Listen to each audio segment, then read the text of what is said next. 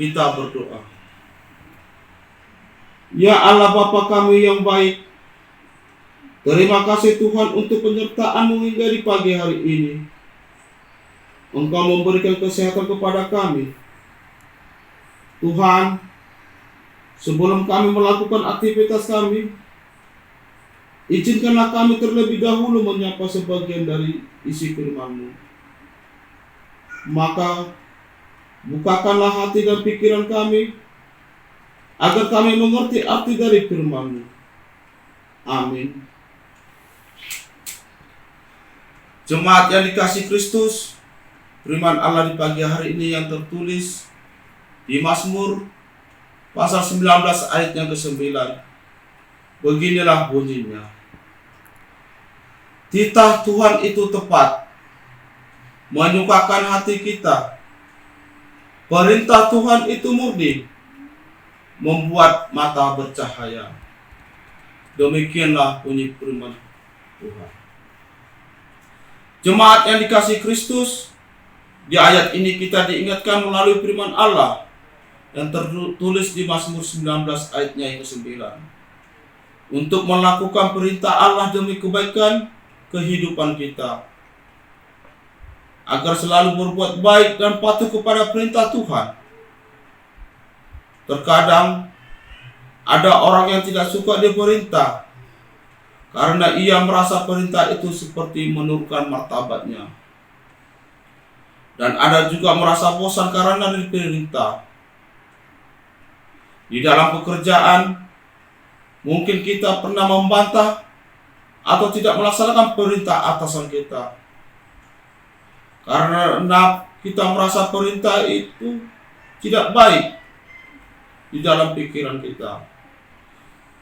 Begitu juga dengan di rumah kita, istri dan anak-anak kita yang tidak melaksanakan perintah kita. Terkadang atasan kita bertanya, apakah kamu sudah melaksanakan pekerjaan yang saya perintah tadi? Kita menjawab, sudah, tetapi kita tidak melaksanakan perintahnya atau dalam kebohongan. Tetapi kita tidak boleh melawan perintah Tuhan dan tidak boleh dibantah atau dihindari. Karena perintah Tuhan itu baik, menyukakan hati kita, membuat mata kita bercahaya. Sebab perintah Tuhan itu membawa kebahagiaan dalam hidup kita. Dan bukankah itu yang kita inginkan? Tetapi manusia terkadang memakai keinginannya, memaksa kemauannya sendiri. Justru itu yang membuat kehancuran di dalam hidup manusia yang tidak patuh terhadap perintah Tuhan. Perintah Tuhan itu adalah seperti janji-janjinya kepada manusia yang tidak pernah diingkari. Seperti yang tertulis di Galatia pasal 3 ayatnya yang ke-21. Kalau demikian, bertentangankah hukum Taurat dengan janji-janji Allah? Sekali-kali tidak. Sebab andai kata hukum Taurat diberikan sebagai sesuatu yang dapat menghidupkan, maka kebenaran berasal dari hukum Taurat. Jemaat yang kasih Kristus, perintah Tuhan itu seperti janji-janji Allah yang tidak pernah diingkari. Seperti janji Tuhan Yesus bagi orang percaya, menjanjikan pengampunan, menjanjikan keselamatan, memperoleh kehidupan yang kekal.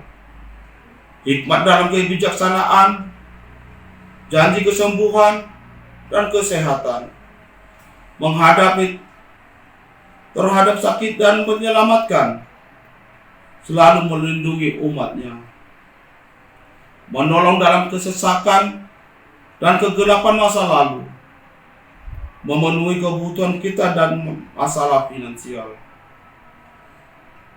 menolong dalam kegelapan dan niat jahat seseorang, menolong dalam ketidakpastian masa depan. Oleh karena itu Tuhan memberi kasih-Nya dengan perintah-Nya, supaya setiap manusia mendapat kebahagiaan di dalam hidupnya. Marilah kita melakukan perintah 10 hukum Taurat Allah, agar kita mendapat kehidupan yang kekal. Amin.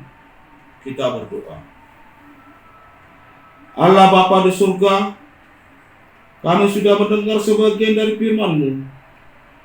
Semoga firman-Mu menjadi pedoman di dalam hidup kami. Berkatilah hamba-hamba-Mu Tuhan, dan berkati pekerjaan kami. Kasih dari anugerah Allah Bapa yang menyertai kita sampai selama-lamanya. Amin.